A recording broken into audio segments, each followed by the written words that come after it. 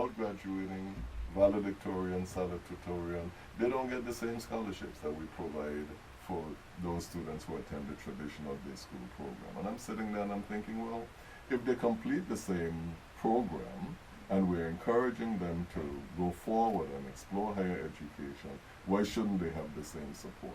Come back, look at the statute, make a proposed amendment to it, again walk around to all of my colleagues and say, let's support this, let's get these young people, because some of them, all they did was get thrown out of school. They might be very close in age, or a young woman could have gotten pregnant, or somebody could have gotten into a fight. But when you look at them marching down the hall, that Charlotte Amalia in that blue gown, some of them look at the same ages as some of those that you see in the day.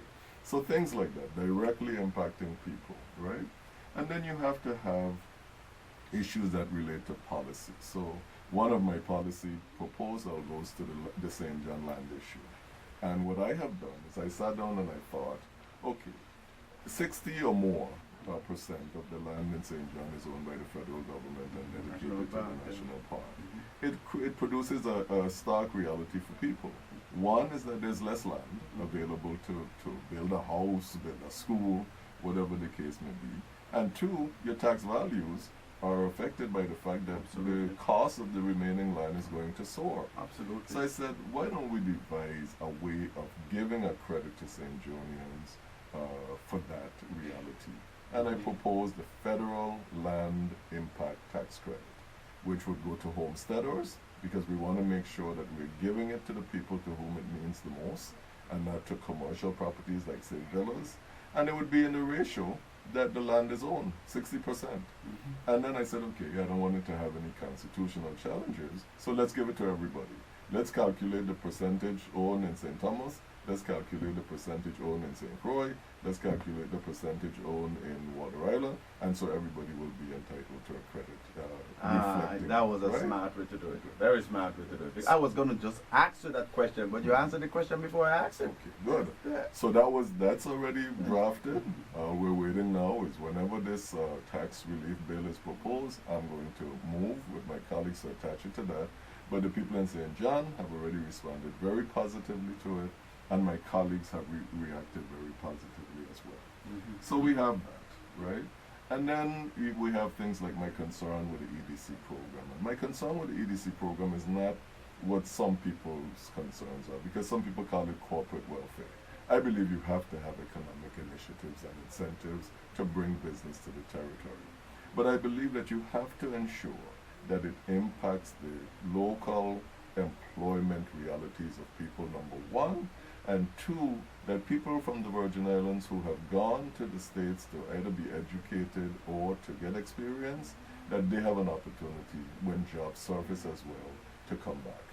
You may not know this, I don't know, but I think you do, that the EDC companies actually give monies to create a database of Virgin Islanders abroad who can be tapped into to come back. And our Labor Department has not really constructed that database to accomplish that. So that has been one of my concerns as well. And then But if I may add though, that some people think that is corporate welfare. Yeah. There's a report that was done in 2012, and I want everybody to read it, where EDC companies created approximately 10,000 jobs in the private sector, more employees than the government. You need it. And as a result of, when the recession hit here, plus some of these companies were having a rough time, we lost $300 million in revenues when they left. And gladly, they're now putting a focus on areas like their captive insurers, a focus on technology-based companies, etc. So I have no doubt. You don't have to convince me that we need it. My thrust is always, let's make sure that there is the benefit of the bargain. That when we give the tax incentives to lower the businesses here, we have real impact to the people who live here. And I think you also have to have visionary characteristics with regard to what you want to see for the future. So, for instance, one of my visionary bills, I don't know when it's going to get out of the legislature, but I actually want to build a bridge. I want to build a bridge to Haslila from the nearest point between St. Thomas and a real bridge? A real bridge, right? And you know why? Because so much of the history of the Virgin Islands, particularly with regard to the mercantile history of St. Thomas and of the beautiful harbor of Charlotte Amalia, is included in the history of Waterloo. There's so much there for young people to understand about where this place, the role that St. Thomas in particular played in mercantile history. Mm-hmm. And you can't get there now unless you take a boat. You can't get there now unless you take a kayak or something. And my idea is to have a pedestrian bridge that expands the tourism product and opens up that whole maritime history to anybody who would want to walk across that bridge and discover it. Now, those are visionary things. I know people say, well, we have the money to do this or we have the money to do that. But I've already asked my good friend Basil Otley, who went back to Interior mm-hmm. to help me think about how we might approach a feasibility study on it without committing local funds to mm-hmm. it. Because I really believe when we talk about, I'm thinking too, we're talking always about expanding our tourism product, increasing the items, the excursions that people who come here might gladly participate in, and also enriching the educational experiences of our people, and most importantly, our children. I want to say this to you, Senator. I just got a text here from someone who is very political, mm-hmm. and who said to me, listen, let the senator know he had my vote in the past, and he's making so much sense that he has my vote again.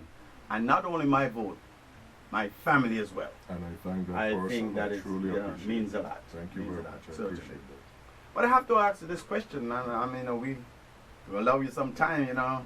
Not going to be able to give you all the time, but okay. we'll give you some time. Okay. Yeah? That's okay. And we want you to tell us a little bit about this, because I was listening to the budget overview, and I understand that the savings from the borrowing that was supposed to happen, mm-hmm. The $55 million mm-hmm. now is going to be borrowed instead, because it's not a savings anymore, plus another 55, so it's going to be $110 million to close the deficit. Mm-hmm. How does the legislature, if you have an idea, is looking at this? Well, I'll tell you this. I think it's, there are times when I think I don't have a problem with the majority-minority lineup of the legislature. It's the way that it has traditionally been done. But I was encouraged, in particular, in the 30th legislature. We very often had meetings with everybody, both minority and majority members, and on important issues like WAPA, the budget, and so forth. I think what has happened, though, with, like, say, reflecting on this budget, there are two of us who are in the Finance Committee who are not members of the majority, and so that's Senator Nelson, Positive Nelson out of St. Croix, and myself, and me, sorry. Mm-hmm. So, this gentleman knows his grammar. So, well, you can't use myself unless you have I. Absolutely, absolutely. Yeah. And I owe that to my English teacher. Good, good. Yeah. It started with Miss Bernice Heidegger. Oh, she was. She taught me at CVI. She taught me at CVI. Yeah. Okay, good. Said Ruby Simmons. Didn't join them out. Mm-hmm. So, what happens is he and I, mm-hmm. basically, we went to all of the Finance Committee meetings. So, in terms of getting a total overview of this budget, right? I like that. Yeah. And then, but then unfortunately, when the budget markup comes, we're excluded, and that's the norm. Yeah, but majority senators who may not even have gone to treat, they got that opportunity they're in their markup of the budget. I know. And so right now they're dealing with this issue, but without the input of, I think, everybody who might have ideas and bring them to the table. When the wrap-up was presented on Monday, this Monday past, this was when it was revealed to us about this refinancing of the bonds being cost prohibitive. Yeah. And of course, it reflects the downgrading of the bonds, it reflects the condition of GRS, it reflects the debt to WAPA, and all of these kinds of good things. But at the same time, what the governor said through his financial team is that he has these ideas about revenue enhancement. And I think, well, I was expecting to hear them. Because as an example, when the governor spoke to Charter D at the university in 2015, a year ago, fully a year and months ago, the governor said that he believes that the wealth of the territory going forward is in technology. And we see the work going on at the Research and Technology Park at UVI, and we hear about the great resource we have in the VINGN, and our position with broadband and all of that. And I fully expect that at some point, and sooner than later, we have to talk about what role this plays in creating a revenue stream for the government. Not just making internet savings to government agencies, but actually capitalizing on the wealth that this technology represents. Now, another text came